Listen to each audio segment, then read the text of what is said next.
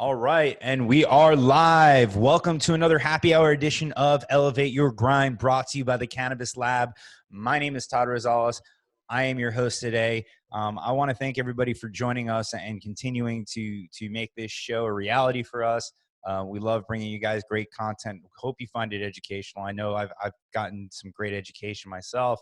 Want to take a minute and promote our next program that is coming up tomorrow night, May 14th. At 6 p.m. It's going to be a Meet the Media panel. We've got a great panel. We've got Charles Felix from Cannabis News Florida. We've got Sam Gross from the Miami Herald, John Small from Green Entrepreneur, Charles Warner from Cannabis and Tech Today, and then yesterday's guest, DeRay Ross from DeRay Ross and Company. Should be an awesome event. Again, I'm still giving out another 10 guest passes. If you guys want to check out tomorrow's event, join the Zoom call, be able to interact with our panelists, please check it out, www.joinclab.com, and just put that you are my guest. Again, my name is Todd Rosales. You are my guest, and go ahead and take one of those 10 spots. We've got a great guest for you today. One of the reasons that I'm a big fan of the legal cannabis market is for companies like this, right? We have the idea that when we're buying things legally, that things are being tested and it's safe for us. Now, that may or may not always be the case, but at least it gives us a sense of well-being and a sense of kind of security there. My next guest is a member of one of the leading labs here in the state of Florida and actually across the country. They're one of the first labs, or I think the first lab, to be recognized for Florida's hemp program. And my next guest is a very, very big reason for that. So please welcome Cynthia Brewer, Vice President of Kaycha Labs. That's a great intro. Like, seriously, really, really great. Thank you for having me. Absolutely. So if anybody's ever watched the show, they know I have a very, very hard problem with proper pronunciation. So did I get it right? Is it Kaycha Labs? Is it Kaycha Labs? Make me look stupid, make me look smart. What is it? It's both, technically. So Kaycha is actually the Thai word for marijuana. So you can look it up because we've been back and forth about pronunciation of it, and any way is the right way. There's many ways to pronounce the letter A. So I say Kaycha Labs, some say Kaycha, but it's really more about the word in Thai meaning marijuana. And Theory doesn't actually say it at all close to what it is. It's actually pretty funny. That is pretty funny. Well, I'm still on the fence about cannabinoid and cannabinoid. So, I think that's I've heard cabana boys before. I think that's someone with a stutter. No, this lady really wanted to get a cabana boy profile. So, the terminology can be a little difficult to say, and there's acronyms for everything. So it's a lot, but you'll catch on. If she wants a cabana boy profile, she should probably try Ricky Williams' new dating app. We'll get into that a little bit later. Nice. Yeah, they are coming out with a data. It's based on astrology. It looks pretty cool. And I can probably, dig into that a little bit deeper, but I want to get into your story here. Ricky Linnea, excited to hear about that more when it launches. But, you work for Kaycha Labs now. But that's not where you started out. You actually started out on the patient advocacy side, if I'm correct? Yeah. Is that right? Is that how you got into this industry? Yeah, actually, I had a family member get sick in the wrong state. The medical cannabis program that was available to family members of mine out in California was not available, wasn't up and running here in Florida. And my grandfather was diagnosed with terminal given an expiration date, and didn't want him to have the end of life experience that he was getting here in Florida in that treatment, and knew that there were other options, and did what I had to do to make sure he had what he needed for end of life, to make quality of life, and so he could live the rest of his life. So that was a big deal for me, and that's why I went to Tallahassee to advocate for my family. So, and I'm sorry to hear that. And it's unfortunate that a lot of people in this industry have a story like that. And I hope that people like yourself and the other former guests that we've had on this show that have had stories like that, I hope people recognize these stories and can get behind this before it happens to them, before it happens to one of their loved ones, before it happens to someone in their family. Because I think stories like that are very powerful, and to see medicine like this that can help people at different stages in their life, and especially give them, a relaxing send off, for lack of a better term, there needs to be more behind it. So, and I don't want to stay on this somber term, and I know it's probably, a sore subject for you, but it's actually, I mean, it was happy at the end. I mean, he got what he needed towards end of life, and he actually was able to stop chemo meds and lived way longer than they ever expected. So I think I'm happy that I was able to help him use cannabis in the best way possible for our situation. I told that story to people in Tallahassee, and I think they liked the human factor that was applied. So was this when you testified in front of both the House and the Senate in Florida? I think it was 2017 that you did that. And if I'm going to take a guess correctly, that is your LinkedIn profile picture as well. Oh, no, actually, good guess. The LinkedIn profile picture was when I was speaking in front of the Brevard County Commissioners. He's kind of got a hard time because I'm very animated with faces, and so I would make faces on like the streaming TV, and then I would snap those photos and photos intentionally. So it was something that I just got used to doing, but I was at the 2017 legislative session and special session after we passed Amendment 2, participating in trying to come up with a framework that would turn out to be the current medical marijuana program, offering my opinion, which, well received or not, it was a group effort of, a lot of us from Florida for Care and Normal and different type of advocacy groups that would band together and have, a common, focus, and we'd all testify. And anytime someone asked me to speak, I wanted to, because I like That's very cool. I mean, so you definitely seem passionate about the plant and passionate about the industry, and those are the type of people I love seeing in here, because that's where I come from. Were you doing it professionally at that point, or was it just kind of a passion project for you? Obviously we know Karen Goldstein here, who's our executive director of Normal down here in South Florida, and this is 100% a passion project for her. What were you doing at the time while you were advocating for the patients? So my like career history was in mostly bartending after college, banking, and I worked in a pharmacy, a compounding pharmacy. So highly regulated industry is where I found that I excel. So in banking and pharmacy and all that, I like black and white. I like rules, structure. I know how far I can go before I get in trouble. I like all of it. And so I was working for a compounding pharmacy in Brevard County at the time, and they were going to be pursuing a license back when everybody was on board that licenses were going to be open to a free market type of, structure. So the hope was still there, and tasked out and information try to secure that license. I was working with a group right before lab that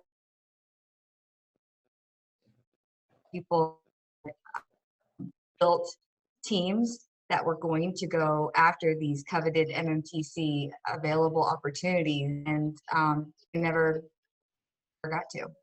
So when I was speaking in Tallahassee, I essentially was building a reputation that provided me the opportunity where I'm at now. I don't think I'd ever be where I am. No, and I love seeing folks like yourself. I think I think it's weird when a lot of people get into this industry, they find their passion and they find their niche and they just take off. Like you said, your history before getting into cannabis was mostly in bartending. And then I think, like you said, and I think you just kind of covered it a little bit, you know, you had that regulated industry experience. And I think, you know, and this is the assumptions that I'll make, pairing that regulated industry experience with your passion for the cannabis industry and what was going on in your life at the time was just the combination for uncapped success, right? Because when you take experience and you mix it with passion, there's no stopping you. And you know, you weren't a vice president at Kaycha when you first started. You were on the sales side of things. So talk to me about, you know, discovering the opportunity at Kaycha. How did you get linked up with them? And then once you got your foot in the door, what was that like to just your journey to where you are now? Well, it was after Amendment 2 had passed after session, and the bill had died in the 11th hour of the last day. After special session, when we finally had everyone come back and promulgate the rules that we are now using 381-986. All of that was said and done, and there were opportunities to participate and speak at different events about my time in Tallahassee, and of course jumped at the opportunities. I did attend an event in Bonaventure, and I was approached by James and Chris, who are Kaycha Labs, Kaycha Holdings at the time, and we were going to be doing business at Kaycha Labs, and they just kind of gave me a rundown, really opened my eyes to a whole different area of the cannabis industry I never thought about, where I can keep the focus of patient safety, I can keep the integrity of why I wanted to be in this industry, and I don't have to worry about fighting so much for that hooded spot. We can earn that spot. And so they said lab testing, like this is mandatory. You don't know anything about lab testing. They knew that, I knew that, but I was going to be responsible for creating those relationships with those MMTCs. I think they gave me a like a goal of 5. They're like, go out and get 5, you know, we'll be happy. And I was, I'm gonna get you all of them. And so, you know, they took a chance on me. James and Chris definitely took a chance on me because absolutely no scientific or technical background, very minimal but comprehend cannabis, and you want me to go create your empire, and you trust that I'll do it and do it well, and it worked out. So I got all of the everything, and So that's I awesome. thank them every day. I definitely commend you on your ability to create relationships, to give people a little behind the scenes here. You know, we set this whole podcast up over email, and we actually spoke on the phone for the first time today. And I think that was at like noon. And since noon, you and I have talked about like 5 different stand-up specials, the comedians we like, the podcasts we like, and everything Yeah. else. And I feel like, you know, your number's saved in my phone already, and we're already friends. So I made it. I made it contactless. This is huge. That happened 5 hours and 15 minutes ago. That's how long our I know friendship where has you lasted. proposed to your wife. I know exactly you proposed to your wife. See, these are This like is true. You do really know where I intense proposed to my wife. details. Yes. I'm so sorry that I'm serving brunch anymore, but Yeah. yes, I'm a people So, person. I like talking to people. I like getting to know them. I like hearing their stories. And what's funny is the majority of our business, those clients, those coveted MMT business that you, because there's only 14 opportunities. At the time there were only 7 opportunities. yeah. And to be all it. If you mess that up, you don't get a second chance, really. So I was determined not to lose a client or service or pricing. You know, sometimes clients will leave if they don't like the results.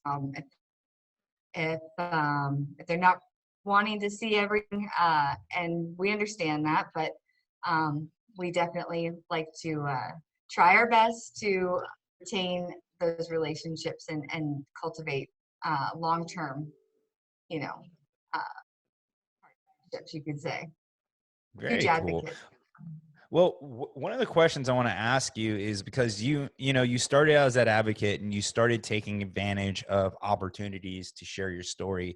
I've noticed a trend among successful people in the cannabis space is they didn't sit and wait for it to come to them. They didn't necessarily go to a job board, right? And as you said, the Florida market is not, there's 14 operating companies, and yes, they are large, but outside of retail and logistical positions and delivery positions, there's not a bountiful amount of cannabis jobs here because the market doesn't warrant it yet, right? And when a job gets posted, I make this joke a lot, it's like a new pair of Jordans, right? Everybody's throwing their resume into the ring because this is an industry everyone wants to get in.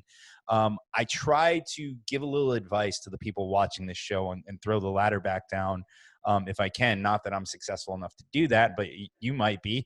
Do you think that it was your kind of self-motivated personality taking advantages of the opportunities to speak and share your story that really put you in the right place to be as successful as you are now? Yeah, I think what's funny is the very first time I spoke in front of a group was actually the DOH hearing. They did a bunch of workshops throughout the state, and I tried to attend as many as I could. And I was the first one there. I was the first one to sign up, and I was the second to last one called. So with Z and all of about public speaking and all that stuff, and then waiting hours of testimony of people advocating for what they believe the system should look like when they implement it. And it was patients, it was tears, it was families, it was death, it was businesses. And I'm like, oh my gosh, everything I was going to talk about doesn't even relevant anymore. I'm waiting for hours to finish. And then finally I get up there and I forgot my notes and everything. And I get up there and I'm looking at Christian Bax and I'm looking at Courtney and the group up there and super long ago. And I just ended up telling them, you never know what it's like until someone that you get sick, because you never get more time to get out.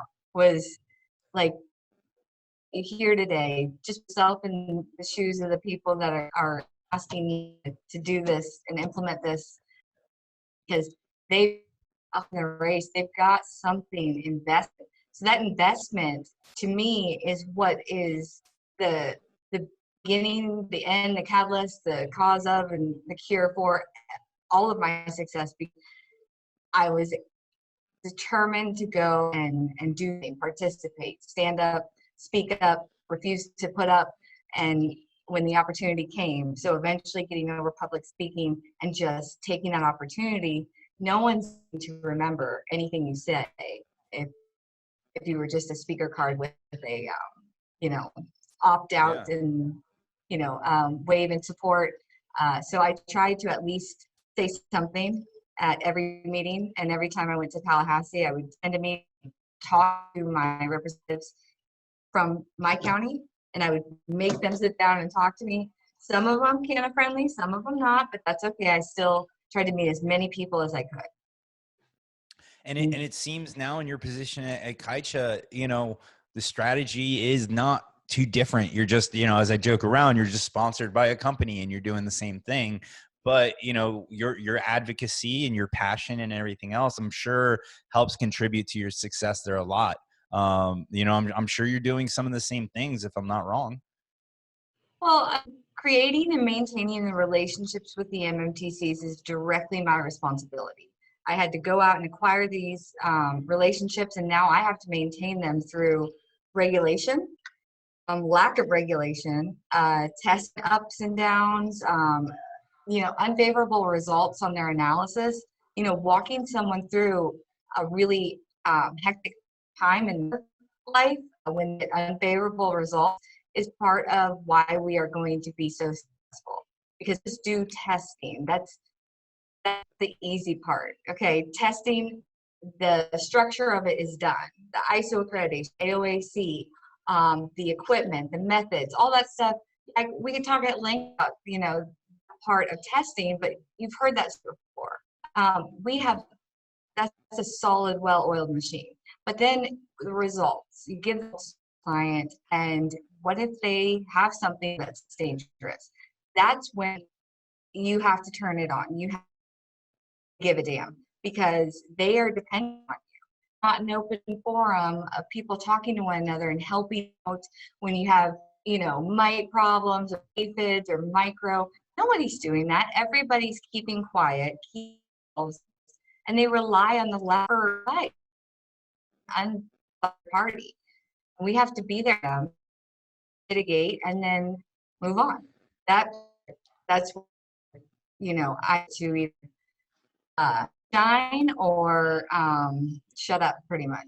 So if we don't deliver for them and support them, then they're in a really tough spot. Yeah, I can imagine that your job is not the easiest, right? Because there's two sides of it. You're trying to build a relationship and you're trying to help these MMTCs put their best foot forward and make sure that you're supporting them and that you're advocating for them. But at the end of the day, you're also the person who has to deliver the bad news if something goes wrong. And I can't imagine going to an MMTC and saying, hey, you've got an issue. You might have to throw out this crop. That's not a fun conversation to have. And I can't imagine what that situation is like. So, fun. But at the same time, it's necessary. If I was afraid to go back to an MMTC with unfavorable results, I wouldn't trust me as a lab. Fear of the truth and doing things nobody's looking, it's making better for anyone. I have to be able to go to them and say, honestly, you have a detectable problem, your medicine. Now, we have research to get to the bottom of it, but I've had MMTCs test for. They'll send us our first sample of the barrel destruct bin because they want to know if we have the goal to go back to them and say, we found a problem. Now let's come up with solutions. They were to give us something like that, and we were kind of hesitant to give them any type of response, feedback, or actual bad results, then they would go in a different direction every time. I want to know what's wrong. There's two paths I want to go down here, and I'm going to circle back to one because I actually just read of a lawsuit that's in the news, interesting enough, about American Shaman. So I want to circle back to that. I just saw that. Yeah. So you know what? Let's screw it. Let's approach that one now. So what I saw is that American Shaman, and I just read this in the news. So anybody from American Shaman or anyone else that's telling me I'm wrong or anything else, I read one article. I'm by no means an expert, and I kind of glanced over it. So we're gonna have Cynthia educate me here. I read that they were advertising everything was all natural, no heavy metals, and then when they finally got the lab results, they saw that some of these things were in it, but it was under the acceptable levels. I think the guy who's leading the lawsuit took their product after he purchased it, sent it back to the same lab where they got it tested and had the COA from, retested it, and it showed that not only were the heavy metals and everything else in that CBD product, but they were also over the allowable levels that they're allowed to have. So from what I understand, there's a class action lawsuit against American Shaman. Is there standard practices in the CBD space? And I'm going to get a little deep on this. The reality of the CBD space is the majority of people out there are probably indefinitely white labeling, right? And there's a lot of really good digital marketers. So when you have a white label product that then goes to another company that does sales and distribution, at what points on the supply chain are you testing that product? I mean, like how many gates is it going through before it gets to the customer's hands? And is this a wider problem in the CBD space that we're just unaware of? So you've got a lot of questions here. So I think first to address the story, that's good. I like questions. The story that I think both of us read was if the company had a detectable amount of heavy metals in there. There's a few issues that I'll have to read up on before I can speak to any of it. And plus, don't want to downplay anybody who do full panel testing because they do test for full panel. Sometimes things aren't what you think and all of that. Now, what worries me is they were if the product contained lead and the lab did produce a report that said that there's lead in there and yet they still on the shelf, that's If it wasn't on the report, then, CBD players do trust the lab, just like MMTCs, to give the gospel, okay, to get endorsement, that validity, that, you know, provides to their, because right now, as people start to break the CBD industry, you're going to see that people are going to moan and having to, but they should have been doing it from the very beginning. And they're going to start to see problems in their medicine that have been there from the very beginning. And saving a couple bucks on overseas product will be worth it in the long run. And so all figuring out together at the same time. There's no standardization. We're trying to get there. The thing I can say is that we've just labs here in Florida has received, the first designated hemp laboratory, as title hemp program. So we found the from the farm cultivation side, working with the processor, make sure that they're processing the biomass into safe crude, accurately purging the salt.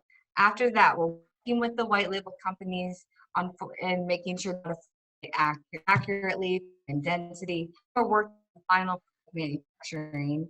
If you introduce to it, how that's wrong, and then on the very end side, and we work with patients that end up purchasing. So we're involved in the entire supply chain for CBD products, industrial hemp, all of that, just like we with cannabis. But because we wanted to make everything necessary, as we realize what becomes necessary. Every market's, and I wish it was uniform. Soon should be, with guidelines in 2021, hopefully. Yeah. Well, thank you for that answer. That was a lot deeper than I thought we would go, and that opens up my eyes a lot to the process for sure. I want to kind of talk to that same issue along the line on the medical marijuana side, right? So, you and I talked about podcasts and the ones that we listen to before we get on here, and I think I recommended you a different one because we were on the Bob Lazar, and I recommended David Fravors podcast. There's actually an episode of the Rogan podcast I highly recommend for people in this industry. The guy's name was John Norris, Nores, and he was, I want to say, like a parks ranger or something along those lines. And essentially, he was tasked with creating a task force to shut down a lot of the illegal grows on public land in California. And as part of that, they would talk about the things that the cartels would use on the marijuana that was grown in these illegal grows. There was a pesticide that, and I don't remember the name of it, it was banned in the United States in the 60s, and they spray it on the plant, and humans can't even touch the plant for about 3 days. That's how dangerous that this pesticide is. And then obviously the cartels really don't give a crap how healthy the product they're putting out there is, because they just want people to buy it. You can't return it. You can't, report them to the Better Business Bureau. So listening to that podcast is actually what made me get my medical card here in Florida, because I assumed we have a medical program. Part of that medical program is that everything's tested. And obviously, if it's tested, it's got to be safe. And I opened up the podcast with that comment. Am I thinking correctly? Or are there other things that I should look out for? How do I approach that to make sure that everything I buy is that I'm putting into my body is going to be good for me? Okay, so great question. It's a question that I wish more patients would ask. Obviously, pick between legal market and illicit market. I'm going to say pick legal market. Protect yourself. Get your card. There are certain conditions, not an adult market, so try and follow those rules, because it took a lot to make those rules. But if you qualify, don't be dumb. Your card. Now, as far as assumptions go, I can assume, much like yourself, and be considered medicine. So business as we spring cannabis MMTC. MMTCs are still thriving, selling cannabis to patients. They and have stated because they can prove they're medically necessary to delivery of cannabis. So medically necessary. The state says we are. The industry is regulated by the DOH. That is medicine. The same standards about how we are testing lab, vertically integrated business. That's strict, just medical industry. But, okay, versus cannabis medicine. Tell you every single product right now has been, and that's every time you have, can't tell you to be lying. That we assume it's safe. We assume allowed to put something in that would hurt us, or God forbid, loved ones that are sick that could hurt them, because we assume that it's being regulated and it's being treated as medicine, when in fact it is not regulated as much as it should, and it's not being treated like it should. It's not horrible. It's not great. It is weird in between, unregulated, where we are trying our hardest to empower patients to ask for the COA, which is the test results proving that it's safe. I'm going to say that there are a lot of the MMTs there that really want to do the right thing, and they're attempting to do that by testing. But I've also seen, some pretty horrible things where, the bottom line and that money in pocket is more important. That's something that I will have to struggle a while, but I'm pushing and pushing so that we don't have to live this kind of like, and not be able to. We want to protect patients. We need the ability to do that, but patients need to know that they have to be responsible for what they're putting in their tube. So this is not Tylenol. This is not a supplement. This new type of medicine, and no one here is an expert yet. They are working it out, but ask for the COAs. Ask for the proof that it's been tested. You have that have to do it. You ask for it. Like, go out there and do it. If they don't give it to you, make sure you go somewhere else. That's the COA. If you don't know how to read it, call somebody, call the lab, call us. We will help you decipher what it means. The MMC walk you through it. If you don't trust that that's accurate, we will help you. Somebody at DOH will help you, I assume. And if we have to do a how-to video on it, do it. They need to ask for these documents, because until it's fully transparent, it's like playing Russian roulette. And that was mentioned in a previous podcast about how the black market is like playing Russian roulette, and so it's be safer to go medical. But how would you know? Like, how would you know if the market is safer than the medical market? No one has what in it. I could probably look at the other and on the instrument, maybe detect the same thing. So just try and do the right, protect yourself, become a patient, get your card, ask for the COAs. Don't put anything in your body if you don't know what it is. No, that is incredible information. Exactly what I was looking for personally. I'm going to have to hit you up at a later date and have you walk me through the COA process, because, I think everybody, when they look at products, right, what are they looking at? They're looking at the THC content. They're looking at the CBD content. They're looking at the terpene profile, right? And they're looking at all the positive things. All of yes. The COA should be part of that process, right? And I kind of get the feeling that, you don't have to do it every time. Maybe if you do it a few times or just spot check it to make sure what you're getting is good, you're going to build a trusted relationship with that MMTC, I'd assume, right? Well, let's think about it in the opposite direction. What are you going to do as a patient if you realize the regulation has to be transparent, that you were medicated was not safe. What are you going to do as a patient? You're going to be pissed.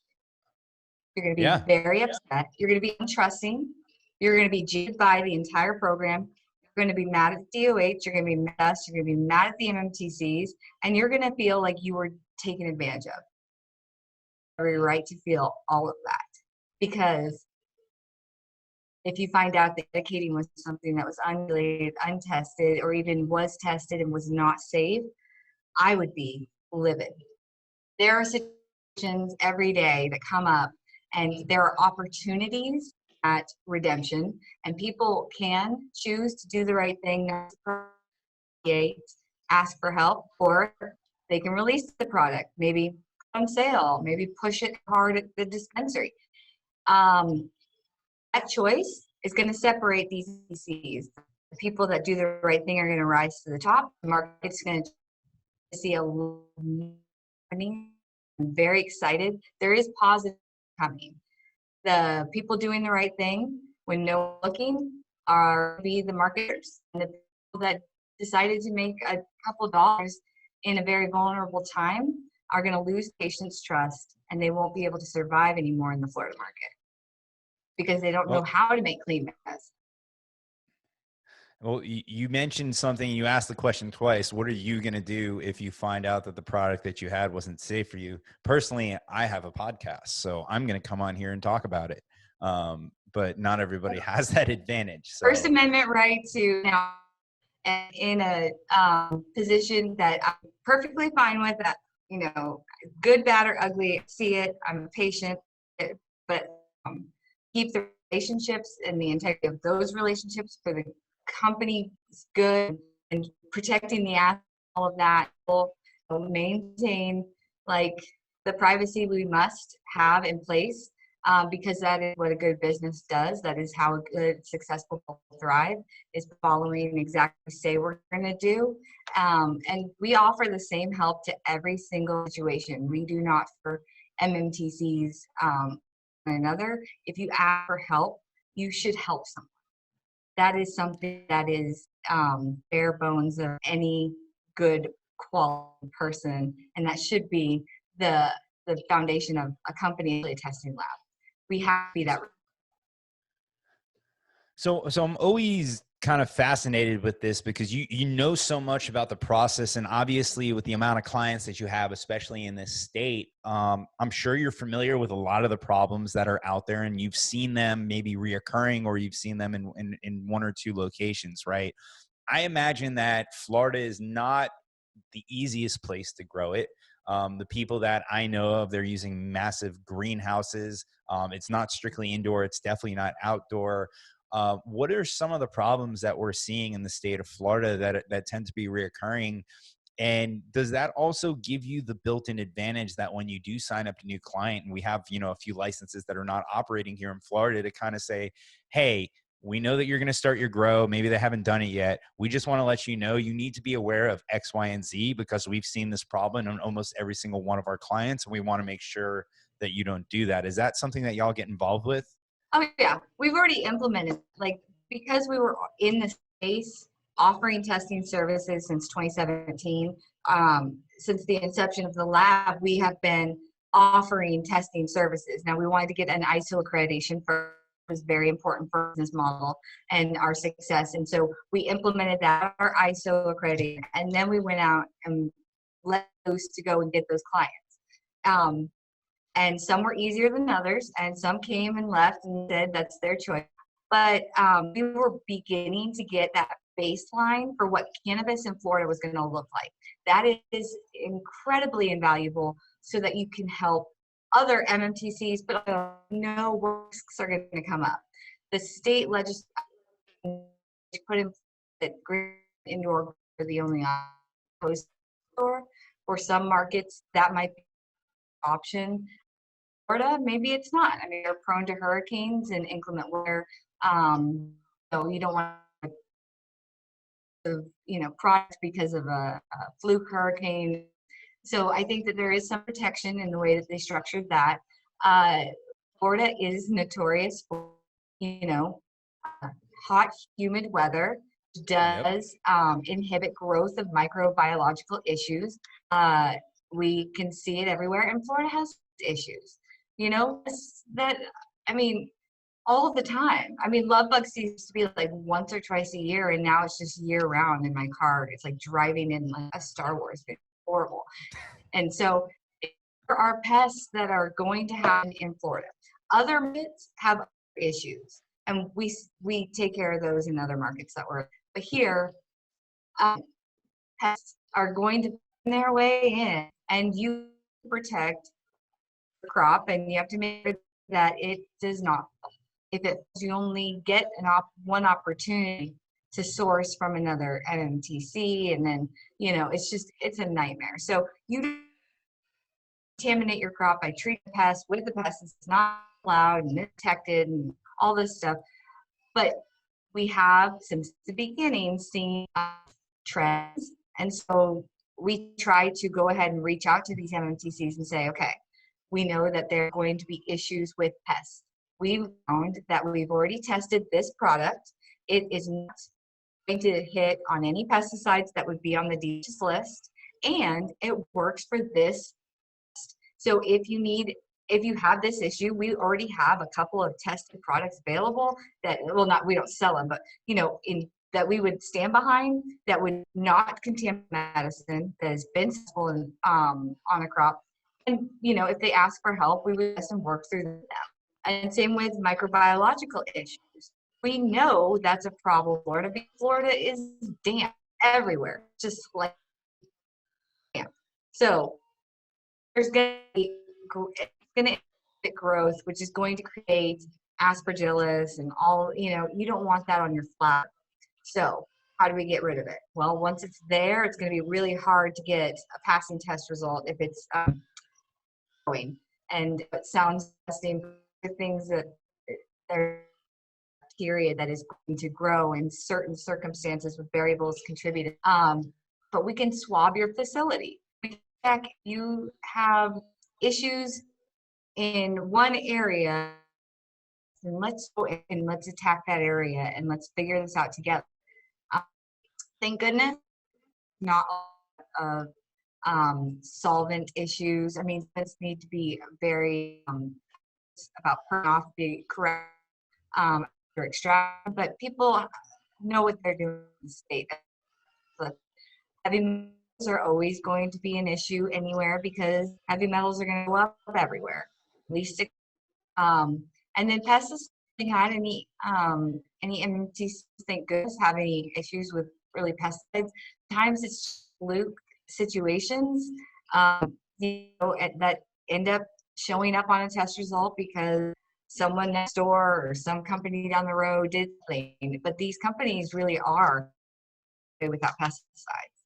So I can say that with conviction that I'm confident that the pesticide, there's no pesticide issues in Florida. Most of them just environment and out of their control. It's okay. It's not their fault. They're doing the best they can in a vertically integrated market without guidance from the DOH, without any help, and you mess up, God forbid, because you'll be fined, reprimanded, taken it. So it's good that they ask for help. There's no shame in it, and we're happy to offer it anytime. But we have a lot of work to do as a Very cool. I can only imagine how cool some of the experiences that you've had working with Kaycha and going into these grows and seeing these issues and getting to work with the team.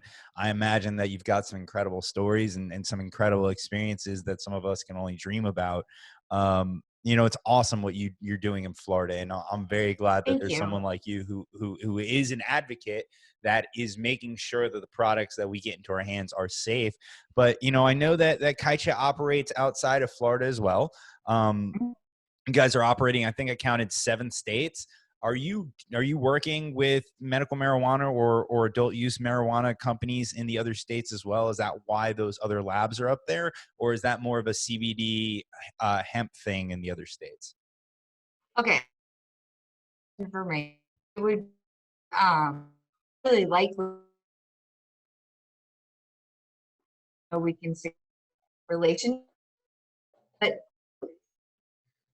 in which we acquire or a lab or find a lab space in another market, they're flukes sometimes. I mean, we have laboratories that operate in hemp specific markets that don't have medical use cannabis available yet or adult use, and we're killing it in hemp there. You know, we're ready to go. We're about to go live in LA, well, Monrovia, California, have an adult use market. You know, that team out there is just like ready to go, and COVID has kind of killed them in Oklahoma City, but Oklahoma City will probably focus more on hemp. Depends on what market we're in, but we're not discriminating against CBD, hemp, or cannabis. We want to make sure that we're available in as many markets as possible. Smart markets, that is. We don't want to just be frivolous with where we go. It's a very strategic move by James Harris, and there's always a very good explanation as to why or why not. And we want to that we're successful in there, and we're supporting those MSOs or multi-operators if we need to. You know, it's a good business decision to go. Clients go if the opportunity is able to earn. So we want to earn the opportunity to be a lab, and then, you know, some people in the neighborhood kind of thing. So, but none of it's prearranged, anything like that. It's not like here and be my lab. It's like which is best for our business model and our shareholders, and is it smart to do that? And then we go from there. Well, I really like the strategy, and I think it's smart, and I think it's, you know, to be able to support an MSO. Not many people have that ability because it can't cross state lines. So for you guys to do what you're doing, so you can support an MSO and have a trusted relationship, I can only imagine being on the board of one of these MSOs. And I say MSO often. I'm glad that you clarified that it stands for multi-state operators for those of us that don't know the acronyms. But I It can only may imagine. not. It may be different, but that's what I thought it stood for. Is multi-state operator. No, you were right. Okay, good. But I can only imagine sitting as someone who runs one of these companies and being like, okay, we have to use this lab in California and this one in Illinois. And you know what? That Florida lab, they do such a good job. I wish we can use them elsewhere because X, Y, and Z. I can only imagine how stressful it is. So that's why I really like what you guys are doing to support the MSOs. I hope that's the way the conversation goes down. I know probably not. They'll probably be like, you know, we have to earn the relationships all over again from the very beginning every time we go into a new market. But there's no contracts with us. You have the opportunity to whatever labs that you want to. We want to maintain and earn your business throughout the relationship, and you shouldn't be bound to us with contractual obligations. Then we don't have the, you know, honor that work that we do if you have to be with us. I want to work with us in every market if possible, and that's okay too. Lab that you love your lab, stay there. We don't have to have all of the everything. We just, you know, we want to make sure relationships are things that earn and maintain. We the effort in, the time in. I like that. It makes me feel better about what you guys are doing, and the fact that, you know, it is kind of, you know, you have a dog in the fight, but you don't, right? You know, you're going to put your best foot forward. You're going to make sure that at the end of the day, the product that is coming into the patient's hand is the safest it can be. And, you know, that's what I've gathered from you here on this conversation the most, is at the end of the day, what you care about most is making sure that patients are safe. And I love that. We're getting towards the top of the hour here, bottom of the hour, however people say that. What should I know about lab testing? What should I know about product? What should I know about Kaycha that we haven't had a chance to cover yet? Just because I know you're a wealth of information, and I can probably keep you here for another few hours. Talk for days. So Kaycha is trying our hardest to make sure that somebody is a voice for the patient. We might not be advocating or active, you know, being an activist out there and loud about the stuff and that we see, but it's because we need to make sure we can still do this here. Long after regulations are out. We've been helping to create the framework and the hemp in Florida and other markets that we are in, and not going any. We plan on creating an empire that will be focused on patient safety and provide necessary testing and put people and hold people accountable for the things they're supposed to do, because this is the most vulnerable patient has access to cannabis. This is not healthy people. This is immunodeficient people, struggling, pain, and just all types of diseases. They deserve better, and we make sure they have that opportunity. So there is a personal fight with all three of James and Chris and myself, and then professional, and we're not going to give on you. So Very cool. Well, I personally love the fact that your personal goals and professional goals seem to be very much in line. And I think that's a success or a formula for massive success. And I'm excited, as I am with most people on this show, to have a front seat, to watch you grow, to watch you continue to grow into your role and make sure that everything that we have here in Florida is as safe as it possibly can. And I'm excited to continue to watch you advocate on behalf of the patients here, because I'm one, you're one. And seeing people like you are absolutely amazing. And anything I can do to help you get the information out here by leveraging this platform that we have, I'm absolutely happy to do. And thank you so much for joining us today. Thank you for having me, and thank you so much for what you're doing. I love Cannabis, so I think it's fantastic, and you have the good people on. I've seen your past shows. You get great guests. So thank you for having me and talking with me about tech. No, absolutely. And when this is all done, when things start to normalize a little bit, and I know we talked about it a little bit before, but we'll have to catch some stand-up comedy and talk about podcasts and everything else. And I'm really excited to see you at some C-Lab events coming up when we can congregate again. Yes. Yes. So thank you so much for your time. I appreciate the opportunity today. Absolutely. And before I let you go, let's let you promote yourself. So if anybody wants to find out more about Kaycha Labs, if they're a CBD company, they want to sign up with you, or even if they're a patient and perhaps they need some help reading a COA or just recommendations on how they should protect themselves, how do we find you?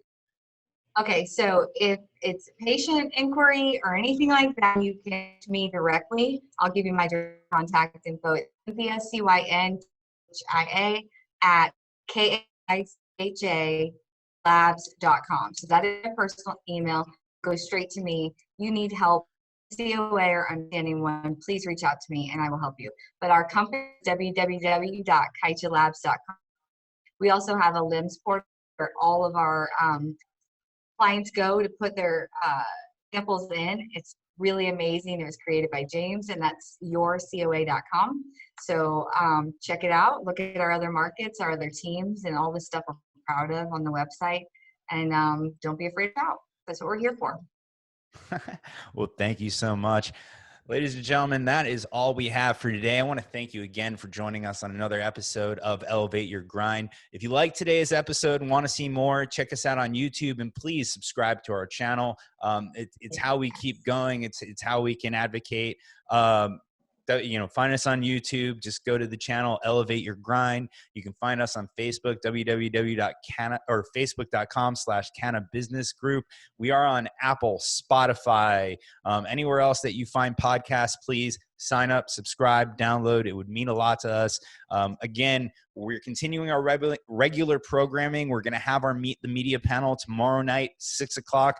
I've got 10 guest passes to give out. Put it down, www.joinclab.com. Register for the event. You are my guest. The first 10 of you that do that get to come in for free. You get to interact with the panel. It should be a really good time. I want to thank our guest again for today. As always, folks, I learned something today. I hope you learned something too, and we'll see you next time.